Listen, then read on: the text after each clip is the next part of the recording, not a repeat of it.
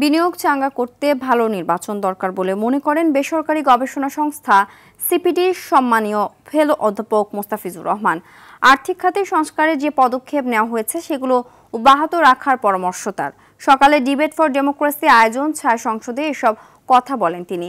LDC graduation হলে দেশের পোশাক ফার্মাসিউটিক্যালস খাতে নেতিবাচক প্রভাব পড়তে পারে এমন শঙ্কা জানিয়ে এখনই প্রস্তুতি নেবার পরামর্শ তার।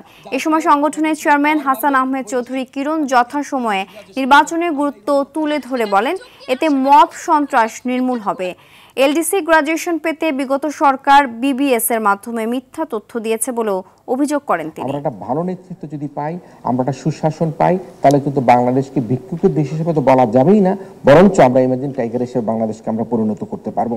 যে বিগত সরকার তাদের ভুল তথ্য, মিথ্যা তথ্য, বানোয়ার তথ্যের মাধ্যমে আমাদেরকে নানা তথ্য দিয়েছে। সরকার যে এই টার্গেটটা নিয়ে অগ্রসর হচ্ছেন যে আমরা গ্রাজুয়েশন করব, এবং সেই জন্য এখানে কিন্তু বলা হয়েছে যে 5টা অগ্রাধিকার ঠিক করা হয়েছে। যারা নাকি বড় আছেন তারা কিন্তু প্রস্তুতি নিচ্ছেন, এবং আপনারা দেখবেন এই ট্রাম্প ট্যারিফের পরে তাদের অর্ডার ইত্যাদিও কিন্তু কিছুটা এখন বাড়ছে।